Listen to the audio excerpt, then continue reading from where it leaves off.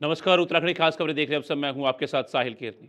मुख्यमंत्री पुष्कर सिंह धामी ने कपकोट तहसील के कनलगढ़ घाटी के ग्राम पंचायत पौसारी में आई भीषण आपदा प्रभावित इलाकों का दौरा किया। इस दौरान उन्होंने आपदा प्रभावित लोगों से मुलाकात की और उनकी समस्याएं सुनी। मुख्यमंत्री ने कहा कि सरकार हर पीड़ित परिवार के साथ खड़ी है और किसी भी पात्र व्यक्ति को राहत व सहायता से वंचित नहीं रहने दिया जाएगा। उन्होंने अधिकारियों को निर्देश दिए कि आपदा से प्रभावित परिवारों की त्वरित मदद सुनिश्चित की जाए और पुनर्वास कार्य में तेजी लाई जाए। मुख्यमंत्री ने कहा कि आपदा के समय सरकार का पहला दायित्व जनता की सुरक्षा और जीवन यापन सुनिश्चित करना है। उन्होंने आश्वासन दिया कि आपदा पीड़ितों को मुआवजा और आवश्यक सहायता पर पारदर्शी व निष्पक्ष तरीके से उपलब्ध कराई जाएगी। मुख्यमंत्री धामी ने राहत शिविरों का भी निरीक्षण किया और प्रभावितों के लिए भोजन, पानी, चिकित्सा और रहने की उचित व्यवस्था करने पर बल दिया। उन्होंने कहा कि सरकार द्वारा किसी भी स्थिति में आपदा प्रभावित परिवारों को अकेला महसूस नहीं होने दिया जाएगा। पौसारी गांव और इसके आसपास के गांवों में जो आपदा से प्रभावित हुए और लोगों ने जो भी यहाँ पर अपनी बातें रखी हैं उसमें विस्थापन भी एक है और हम लोग इसके लिए पहले से ही हम लोगों ने पहले से प्लान किया हुआ है। जहाँ विस्थापन की आवश्यकता है उसके लिए विस्थापन के लिए हम लोग काम करेंगे। अभी हमारा प्रयास है कि सबसे पहले जो हमारा ये गाँव है उसके आसपास के क्षेत्रों में बहुत सारी पुल बह गए हैं, बहुत सारी सड़कों का नुकसान हो गया, बिजली चली गई है, पानी की समस्या हो गई है। उन सभी को एक बार फिर से स्थापित करें, रिस्टोर करें और उसके लिए हम काम कर रहे हैं। भारत सरकार की टीम भी जल्दी ही यहाँ आने वाली है, वो टीम भी आ चुकी है, वो भी अपना आकलन कर रही है। मैं प्रधानमंत्री जी का भी धन्यवाद करता हूँ कि उन्होंने आपदा के समय में हमारा पूरा हर तरह से हमको आश्वासन भी किया है, हर मदद भी की है और हम अभी आकलन कर रहे हैं कि उसमें भी हमको मदद मिलेगी, जिससे कि हमारी पूरे प्रदेश के अंदर जो आज बड़ी आपदा आई हुई है, कोई जनपद ऐसा नहीं है जो आपदा से पीड़ित न हो। और बड़ा नुकसान हमारी संपत्तियों का भी हुआ है, तो इन सभी का आकलन करके जल्दी जो है काम होगा और बरसात कम हो जाने के बाद हम युद्ध स्तर पर इन सभी को फिर से जो है रिस्टोर करने के लिए काम करेंगे। देहरादून स्थित मुख्य सेवक सदन में मुख्यमंत्री पुष्कर सिंह धामी ने जनजाति कल्याण विभाग के अंतर्गत संचालित राजकीय आश्रम पद्धति विद्यालयों के चयनित सहायक अध्यापकों को नियुक्ति पत्र वितरित किए। इस अवसर पर सीएम ने लगभग 15 करोड़ रुपए की विभिन्न योजनाओं का लोकार्पण एवं शिलान्यास भी किया। उन्होंने कहा कि बीते 4 वर्षों में 25,000 से अधिक युवाओं को सरकारी नौकरियां मिली हैं और सख्त नकल विरोधी कानून लागू होने से योग्य अभ्यर्थियों को निष्पक्ष अवसर मिल रहे हैं। मुख्यमंत्री ने स्पष्ट किया कि शिक्षा और रोजगार में पारदर्शिता उनकी सरकार की सर्वोच्च प्राथमिकता है, जिससे युवाओं का भविष्य सुरक्षित होगा। साथ ही मैं आज समाज कल्याण विभाग, जनजाति कल्याण विभाग में सहायक अध्यापक के पद पर नियुक्ति पत्र प्राप्त करने वाले सभी अभ्यर्थियों को बहुत शुभकामनाएं देता हूं, बहुत बधाई देता हूं। साथ ही आज जनजाति कल्याण विभाग की 15 करोड़ से अधिक की विकास योजनाओं के आज हमने यहाँ पर लोकार्पण शिलान्यास भी किया है। मुझे पूरा विश्वास है कि ये योजनाएं न केवल जनजाति समाज की आधारभूत सुविधाओं को सशक्त बनाने में सहायक सिद्ध होंगी, बल्कि नागरिकों को भी बेहतर सुविधाएं उपलब्ध कराने के साथ ही हमारे जनजाति समाज के विकास को नई उन्नति और नई गति प्रदान करेंगी। साथ ही आज मैं यह भी कहना चाहता हूं कि आज जिनको नियुक्ति पत्र प्राप्त हुए हैं, ये आप सबके परिश्रम, समर्पण और योग्यता का प्रमाण है कि आज कुछ एक लोगों का 15 अध्यापकों का यहाँ पर आज हमने उनको नियुक्ति पत्र प्रदान किया। लेकिन इस परीक्षा में मुझे लगता है कि हजारों हजार अभ्यर्थियों ने भाग लिया होगा, उनमें से आप 15 का ही चयन हुआ है। निश्चित रूप से आपकी काबिलियत को, आपकी मेहनत को, आपकी योग्यता और प्रतिभा को मैं बहुत बधाई देता हूं। महिला सशक्तिकरण एवं बाल विकास मंत्री रेखा आर्य ने मुख्यमंत्री वात्सल्य योजना के अंतर्गत लाभार्थियों को 4 करोड़ 47 लाख रुपए से अधिक की धनराशि जारी की। देहरादून स्थित कैंप कार्यालय में डीबीटी के माध्यम से यह राशि सीधे लाभार्थियों के खातों में भेजी गई। मंत्री रेखा आर्य ने बताया कि ये योजना वर्ष 2020 से कोरोना काल में अभिभावक गंवा चुके बेसहारा बच्चों को संबल देने के लिए संचालित की जा रही है। इसके तहत प्रति माह 3,000 रुपये की आर्थिक सहायता दी जाती है। जून माह में 5,308 लाभार्थियों को 1,59,24,000, जुलाई में 5,276 लाभार्थियों को 1,58,28,000 तथा अगस्त में 5,242 लाभार्थियों को 1,57,26,000 रुपये प्रदान किए गए। योजना का लाभ 21 वर्ष की आयु, विवाह अथवा सेवायोजित होने पर समाप्त हो जाता है। आज माननीय मुख्यमंत्री जी वात्सल्य योजना का हमारे जो बच्चे हैं जो कि कोविड पीरियड के दौरान में अनाथ हुए थे, उन बच्चों को हम लोग लगातार धनराशि प्रति बच्चा 3,000 रुपये उनके खातों में डीबीटी कर रहे हैं। आज उसी क्रम में माह जून, माह जुलाई और माह अगस्त का जो है आज डीबीटी कर दी गई है बच्चों के खाते में और लगभग 4,72,00,000 की धनराशि आज उनके खातों में पहुंची है। इसके साथ ही हमारे लगभग 5,242 बच्चे जो है आज लाभान्वित हुए हैं। मैं वात्सल्य योजना के सभी लाभार्थियों को इसकी बहुत शुभकामना देती हूँ। निश्चित रूप से यह धनराशि उनके जीवन में एक महत्वपूर्ण भूमिका अदा कर रही है, चाहे उनके भरण पोषण से संबंधित हो, चाहे उनके पठन पाठन से संबंधित हो, चाहे उनकी अन्य आवश्यकताओं से संदर्भित हो। लगातार माननीय मुख्यमंत्री जी का आशीर्वाद उन्हें प्राप्त हो रहा है। माननीय मुख्यमंत्री सदैव उनके मामा की भूमिका में अपने दायित्व का निर्वहन कर रहे हैं और मैं लगातार उनकी बुआ की भूमिका में अपने दायित्व का निर्वहन कर रही हूँ और ये क्रम जो है हमेशा बना रहेगा और हम इसको शून्य की ओर ले जाएंगे कि एक समय ऐसा आएगा जब वात्सल्य प्राप्त कर रहे हमारे बच्चे सारी तरह से लाभ लेते हुए इस योजना का एक समय ऐसा आएगा जब हमारे बच्चे 21 वर्ष से ऊपर होंगे और निश्चित रूप से फिर यह योजना अपनी समाप्ति की ओर होगी। लेकिन इस पूरे कालखंड में लगभग हमारे 6-7-8 हज़ार बच्चे जहाँ कहीं थे, आज वो संख्या 21 वर्ष पूर्ण करते करते करते करते आज जो है 5,242 बच्चे रह गए हैं। मैं समझती हूँ कि सरकार का जो भाव है उनके साथ में उनको सहयोग करने का वो लगातार बना हुआ है और ये सहयोग हमेशा जारी रहेगा। गढ़वाल कमिश्नरी का मुख्यालय पौड़ी होने के बावजूद अब तक अधिकतर कमिश्नर देहरादून में ही रहते आए हैं, जबकि कुमाऊं कमिश्नरी का मुख्यालय नैनीताल है और वहां के कमिश्नर हल्द्वानी या नैनीताल में ही डटे रहते हैं, जिसको लेकर स्थानीय लोगों में भारी रोष है। इस मामले को लेकर कैबिनेट मंत्री धन सिंह रावत ने प्रतिक्रिया दी है। उन्होंने कहा कि राज्य गठन से पहले तक कमिश्नर और आईजी पौड़ी में बैठते थे, लेकिन राज्य बनने के बाद उनकी उपस्थिति कम होती गई। मुख्यमंत्री पुष्कर सिंह धामी, पर्यटन मंत्री सतपाल महाराज और स्थानीय विधायक को दिए गए सुझाव के बाद अब आदेश जारी हुआ है कि कमिश्नर को कम से कम 3 से 4 दिन पौड़ी में ही बैठना होगा। इससे प्रशासनिक कार्यों में पारदर्शिता और जनता की पहुंच बेहतर होने की उम्मीद है। देखिए, कुमाऊं कमिश्नरी का हेडक्वार्टर है नैनीताल, तो जितने भी कुमाऊं में कमिश्नर रहते हैं वो हल्द्वानी और नैनीताल में ही रहते हैं। चूँकि गढ़वाल कमिश्नरी में देहरादून जिला भी है, हरिद्वार जिला भी है, पौड़ी जिला भी है, चमोली जिला भी है, उत्तरकाशी भी है और टिहरी भी है। जब तक राज्य नहीं बना था तब तक सारे कमिश्नर और आईजी पौड़ी में बैठते थे। राज्य बनने के बाद ये थोड़ा कमी आई कि कमिश्नर लोग कम बैठते थे, लेकिन जैसे मैंने मुख्यमंत्री जी से निवेदन किया और सतपाल महाराज जी ने भी किया, हमारे पौड़ी के विधायक जी ने भी किया, हमने कहा है कि मुख्यमंत्री जी को कि कम से कम 3 दिन कमिश्नर वहाँ बैठने चाहिए पौड़ी में और आईजी भी।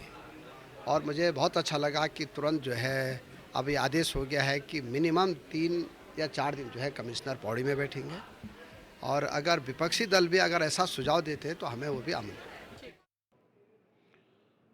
मानसून का सीजन उत्तराखंड में बड़ी तबाही लेकर आया। इसका अंदाज़ा इसी बात से लगाया जा सकता है कि इस बार मानसून में अब तक वर्षा 574 mm दर्ज की गई। आपदा प्रबंधन सचिव का कहना है कि 2010 से लेकर अब तक इतनी अधिक मात्रा में वर्षा कभी दर्ज नहीं की गई, क्योंकि इससे प्रदेश में जान माल का भारी नुकसान हुआ है। इसलिए अब केंद्र को 5700 करोड़ का अनुमानित मसौदा भेजा गया है, जिससे क्षतिपूर्ति हो सके। इसके बाद रविवार शाम तक केंद्र की टीम उत्तराखंड पहुंचेगी और सोमवार को आपदा प्रभावित क्षेत्र का दौरा कर एस्टीमेट की जांच करेगी। साथ ही आपदा प्रबंधन भी क्षति और उसके भरपाई की योजना को उनके सामने रखेगा। इसके बाद केंद्र की टीम तय करेगी कि उत्तराखंड को कितना राहत पैकेज देना है। देखिए, जो जनहानि हुई है आपदा में, जैसा कि हमने बताया कि विगत वर्षों की तुलना में इस वर्ष बरसात ज़्यादा हुई है, लगभग 574 मिलीमीटर बरसात हुई है। औसतन 2010 से मेरे पास आंकड़े हैं, अभी रेडी आंकड़े हैं 2010 से 2025 तक का, कभी 300 मिलीमीटर, कभी 320 मिलीमीटर, कभी 400 मिलीमीटर, कभी 325, 350, इस तरह से रहा। 574 कभी नहीं पहुंचा है। इसके पहले का भी देखें तो वो भी बहुत ज़्यादा नहीं है। 2010 से 2025 के बीच में कभी इतनी बरसात नहीं हुई है। तो बरसात ज़्यादा होने के कारण राज्य में नुकसान बहुत ज़्यादा हुआ है। इस वर्ष प्राकृतिक आपदा से लगभग 79 कुल मृत्यु हुई है अब तक। करीब 115 लोग घायल हुए हैं। कुछ लोग मिसिंग चल रहे हैं, जिनकी संख्या लगभग 90 है। हालांकि इसमें से जैसे कुछ आंकड़े थे मिसिंग के, कुछ लोग हम दिखा रहे थे कि वो पौड़ी में भी मिसिंग दिखाए जा रहे थे और उत्तरकाशी में मिसिंग दिखाए जा रहे थे। बाद में जब दोनों को हमने मिलाया तो देखा कि वो कॉमन थे। तो ये संख्या घटेगी, अभी संख्या इतनी है। इसमें से कुछ लोग ऐसे हैं जिसका कोई प्रूफ नहीं है, लोगों ने अंदाज लगाया कि ये मिसिंग है, तो हमने उसको शामिल कर लिया है सबको, जिसका भी बताया गया। अब इसकी हम जांच करा रहे हैं कि भाई अगर आदमी यहाँ आया था, उत्तराखंड में आया था, तो कब आया, किसने देखा, उसका कोई कांटेक्ट नंबर था, उसके मोबाइल की लोकेशन देखेंगे, फिर वो वेरीफाई करेंगे कि आदमी था भी कि नहीं था।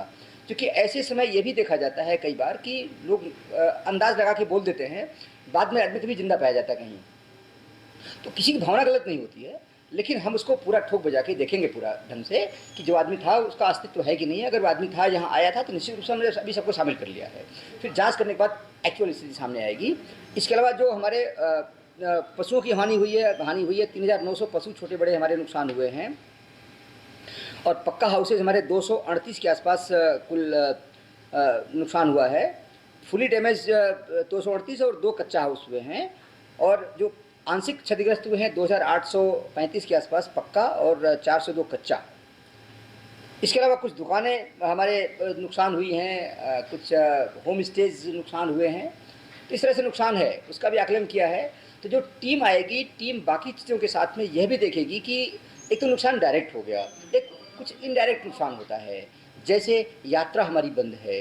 अब यात्रा बंद होने के कारण हमारे दसियों हज़ार से ज़्यादा स्थानीय लोग, दुकानदार, ढाबा चलाने वाले, शॉपकीपर्स, कुछ सामान बेचने वाले, गिफ्ट बेचने वाले, इनका भी नुकसान हुआ है। तो टीम इस चीज़ का भी आकलन करेगी कि सामाजिक तौर पे कितना नुकसान कुछ हुआ है हमारा। वो कहीं फिगर नहीं आएगी आंकड़ों में। दुकान उनकी ज्यों की त्यों है, दुकान का नुकसान नहीं हुआ। गाड़ी वाला हमारा है, अगर यात्रा चलती तो पर डे गाड़ी वाला 2,000 से 5,000 7,000 तक रुपये कमाता, वो कहीं फिगर नहीं आएगी। तो जो हम भारत सरकार को पेश करेंगे अपने पीजीएनए की रिपोर्ट में, वो भी कहेंगे कि इनकी आजीविका का नुकसान इतना हुआ है। तो क्षति वो भी है, वो इनडायरेक्ट क्षति है। तो ओवरऑल क्या नुकसान हुआ है उसको देखते हुए हम भारत सरकार से ओवरऑल हम डिमांड करेंगे पीजीएनए के बाद कि हमें इस चीज़ में असिस्टेंस चाहिए होगा। ये तो नुकसान का उन्होंने भेज दिया कि नुकसान का है, ये डायरेक्ट नुकसान है जो हमें लगता है कि नुकसान हुआ है। कुछ इनडायरेक्ट नुकसान होता है, उसकी भरपाई के लिए भी हम बात करेंगे।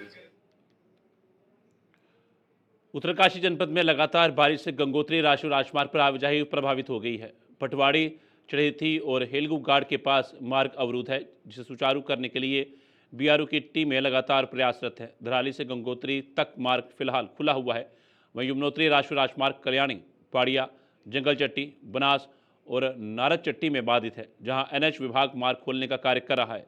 बड़कोट, डामटा विकासनगर, उत्तरकाशी, सुआखोली, देहरादून और उत्तरकाशी लंबगांव मोटर मार्ग यातायात हेतु सुचारू हैं। जिले में मुख्यालय समेत विभिन्न तहसील क्षेत्रों में हल्की बारिश और बादल छाए हुए हैं।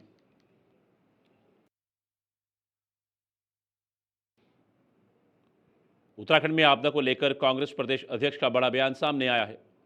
आपदा को 1 महीना बीत जाने के बाद कांग्रेस ने सरकार पर निशाना साधा है। प्रदेश कांग्रेस अध्यक्ष ने कहा कि आपदा प्रभावित क्षेत्रों में राहत कार्य बेहद धीमी गति से चल रहे हैं। लोग अब भी मुआवजा और पुनर्वास का इंतजार कर रहे हैं। कांग्रेस ने आरोप लगाया कि सरकार सिर्फ कागजों पर राहत दिखा रही है, जमीन पर स्थिति अलग है। आपदा को 1 महीना बीत चुका है, लेकिन पीड़ितों को अभी तक सही मदद नहीं मिली है। कांग्रेस उनकी आवाज़ बनकर हर स्तर पर लड़ाई लड़ेगी।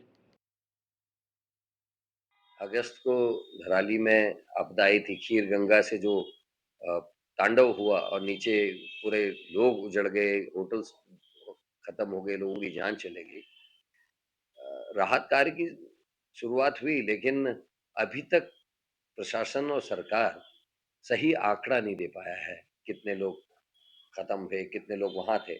हम लगातार मार्क कर रहे हैं कि जो होटल्स थे, होम स्टेज थे, उसमें कितने लोग वहां टिके हुए थे। सामरिक दृष्टि से भी महत्वपूर्ण और ये रूटीन वर्क भी है कि होटल्स में, होम स्टेज में जो लोग रहते हैं, उनकी सूचना एएलआईयू और जो वहाँ का स्थानीय प्रशासन है उसके पास रहती है कि रजिस्टर तक चेक होते हैं। लेकिन सामरिक दृष्टि से महत्वपूर्ण उस स्थान में क्या सरकार के पास डाटा नहीं कि वहाँ के होटल्स में और होम स्टेज में कितने लोग टिके हुए थे, कितने मजदूर बाहर से वहाँ काम कर रहे थे, वहाँ बिहारी मजदूर काम कर रहे थे, वहाँ नेपाली मजदूर काम कर रहे थे, वहाँ झारखंड से आए हुए लोग भी काम कर रहे थे। तो उनका कोई पूरा ब्यौरा नहीं है, किन लोगों को राहत दी जानी है, कितने लोगों को स्थापित कहीं और करना है, उसके बारे में कोई जानकारी नहीं मिल पा रही है, बार-बार माँगने के बाद भी नहीं मिल पा रही है। अभी तक हम जो सड़क मार्ग है उसको दुरुस्त नहीं कर पाए हैं। हालाँकि बैली ब्रिज बन गया, लेकिन जो रास्ते में सड़कें टूटी थी, उनसे भी आवागमन जो है सुरक्षित नहीं हुआ है। तो ये चिंता का विषय है और शुरुआत में मीडिया, विपक्ष, सत्ता सब लोग वहाँ लगे थे, लेकिन अब उसमें भी ढिलाई हो रही है। अब मैं बहुत जल्दी ही एक और प्रोग्राम धराली का बनाने जा रहा हूँ और क्योंकि हमारा संगठन सृजन का प्रोग्राम चल रहा है, बीच में जैसे ही समय मिलेगा मैं धराली एक बार और जाऊँगा, ताकि वहाँ इस समय वस्तुस्थिति क्या है, क्या हालात हैं, उसका जायजा लें। गदरपुर में पूर्व नगर पंचायत अध्यक्ष सीमा सरकार के आवास पर नागरिकता संशोधन कानून सीएए को लेकर भाजपा कार्यकर्ताओं और क्षेत्रीय जनप्रतिनिधियों की बैठक आयोजित हुई। बैठक में क्षेत्रीय विधायक अरविंद पांडे ने कानून की रूपरेखा और इसके महत्व पर विस्तृत जानकारी दी। उन्होंने कहा कि देश का बंटवारा धर्म के आधार पर हुआ और पाकिस्तान में रह गए हिंदू एवं सिख समाज को लगातार प्रताड़ना झेलनी पड़ी। प्रधानमंत्री नरेंद्र मोदी द्वारा नागरिकता संशोधन कानून लाकर उन पीड़ित परिवारों को नागरिकता का अधिकार दिया जाना ऐतिहासिक कदम है।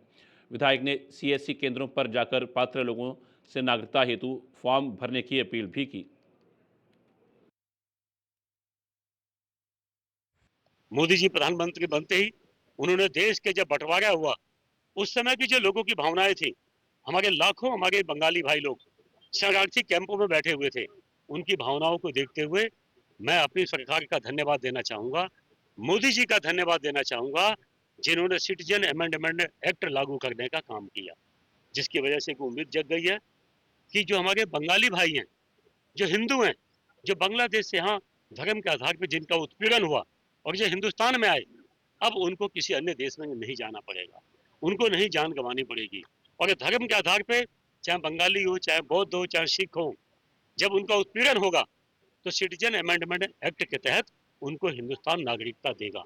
और 2014 तक जब ये एक्ट बना तो 2014 तक इसकी बाध्यता थी, लेकिन अब मैं मोदी जी का धन्यवाद देना चाहता हूँ कि उन्होंने 14 से बढ़ाकर 2024 तक का इसको कर दिया।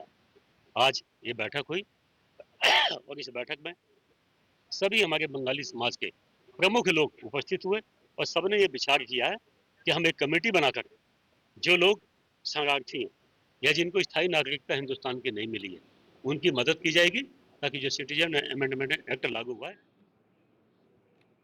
भाजपा विधायक विनोद चमोली ने मुख्यमंत्री पुष्कर सिंह धामी और उनकी नीतियों का समर्थन किया है। उन्होंने कहा कि बीते वर्षों में राज्य में कई सकारात्मक बदलाव देखने को मिले हैं और विकास की रफ्तार तेज हुई है। चमोली का कहना है कि धामी सरकार ने पारदर्शिता और सुशासन को प्राथमिकता दी है। निश्चित तौर पर आप जानते हैं सरकार की तमाम योजनाएं चल रही हैं और हमारी जो आशा कार्यकर्ता हैं ये बाकायदा बच्चे के गर्भ में आने से लेकर और जन्म होने तक और उससे बड़ा होने तक लगातार उसकी केयर करती हैं और आप देखते हैं कि उसकी बराबर मॉनिटरिंग होती है। तो यही कारण है कि हमारे यहाँ पर इसमें ये परिणाम आए हैं। मैं समझता हूँ, कह सकते हैं कि स्वास्थ्य विभाग बेहतर काम कर रहा है और सरकार इस ओर संजीदा है। भारतीय जनता पार्टी महात्मा गांधी के जन्मदिवस के अवसर पर पूरे देश और प्रदेश में सेवा पखवाड़े का आयोजन करने जा रही है। विधायक विनोद चमोली ने मीडिया से बात करते हुए जानकारी दी कि आगामी 17 सितंबर से 2 अक्टूबर तक देश के साथ ही प्रदेश भर में सेवा पखवाड़ा मनाया जाएगा। इसमें विभिन्न कार्यशालाओं का आयोजन भी किया जाएगा, जिसके जरिए महात्मा गांधी जी द्वारा किए गए कार्यों को लोगों के बीच रखने का काम किया जाएगा। साथ ही हमने कई सेवा के कार्य भी तय किए हैं, जिसमें गोष्ठियां भी आयोजित की जाएंगी। इस अवसर पर भाजपा विधायक ने कांग्रेस पर निशाना साधते हुए कहा कि महात्मा गांधी के सिद्धांतों पर भाजपा कार्य कर रही है और कांग्रेस उनके नाम पर राजनीति कर रही है। महात्मा गांधी गांधीवादी समाजवाद जो हमारे सिद्धांत हैं पंच निष्ठाएं हैं, उसमें गांधीवादी समाजवाद भी हमारी एक निष्ठा है भारतीय जनता पार्टी का। आप हमारा जो संगठन का जो पंच निष्ठाएं हैं उनको पढ़िएगा तो गांधीवाद को तो हमने पहले ही स्वीकारा हुआ है।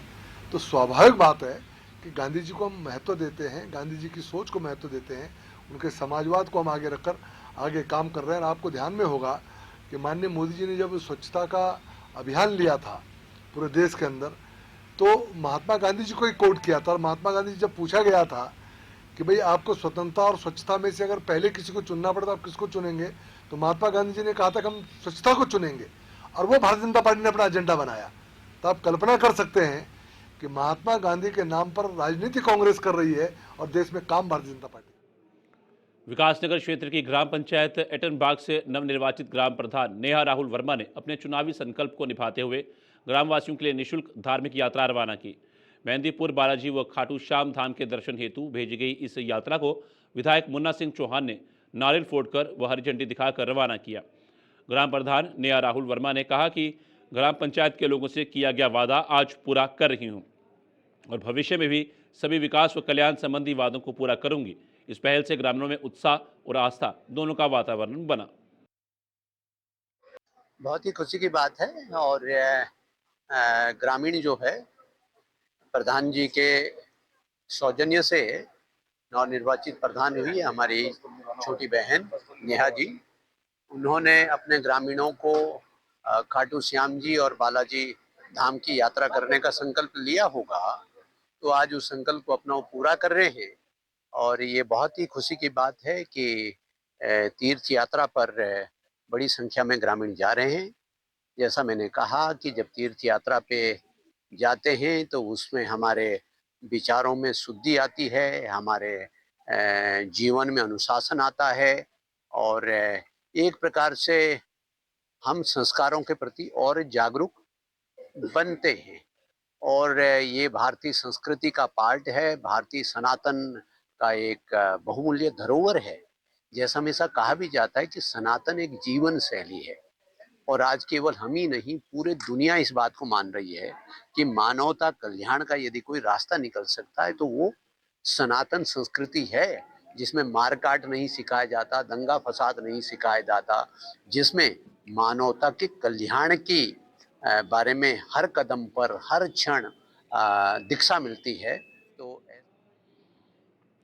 सहसपुर कोतवाली पुलिस ने नशा तस्करी पर बड़ी कार्रवाई करते हेतु धर्मावाला चौक के पास चेकिंग के दौरान 2 तस्करों को धर दबोचा। हिमाचल प्रदेश के शिमला निवासी चतर सिंह और मंजीत राणा की तलाशी में पुलिस को 1 किलो 605 ग्राम अवैध चरस बरामद हुई, जिसकी कीमत लगभग 3,20,000 रुपये आंकी गई है। पकड़े गए आरोपियों ने पूछताछ में कबूल किया कि यह चरस उन्होंने अपने गाँव के राजेंद्र नाम व्यक्ति से खरीदी थी और देहरादून में महंगे दाम पर बेचने की योजना बना रहे थे। पुलिस अब फरार आरोपी राजेंद्र की तलाश में जुटी है।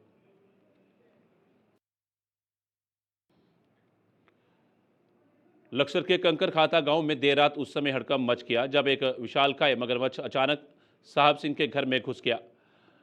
पशुओं को देखने उठे साहब सिंह की नज़र मगरमच्छ पर पड़ी तो उन्होंने तुरंत घर वालों को सतर्क किया। शोर सुनकर ग्रामीण इकट्ठा हुए और वन विभाग को सूचना दी गई। मामले की गंभीरता को देखते हुए लक्सर वन क्षेत्राधिकारी के निर्देश पर गुरजंट सिंह की अगुवाई में रेस्क्यू टीम मौके पर पहुंची।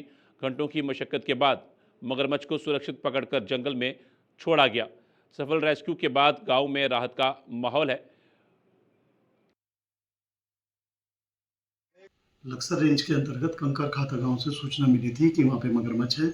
जॉनी जी द्वारा सूचना दी गई थी। तुरंत क्यूआरटी टीम को वहां भेजा गया और मगरमच्छ को सकुशल रेस्क्यू कर उसके वास स्थल गंगा जी में छोड़ दिया गया। आप सभी जनमानस से अपील है कि कभी भी अगर आपको हाथी, मगरमच्छ या कोई भी अन्य वन्य जीव दिखाई देता है तो तुरंत उसकी सूचना हमारी नज़दीकी चौकी पर दें या फिर हमारे टोल फ्री नंबर 1926 पे दें, जिससे कि तुरंत आपके यहाँ क्यूआरटी टीम भेजी। उत्तराखंड खास खबर में फिलहाल इतना ही। दीजिए इजाजत। नमस्कार।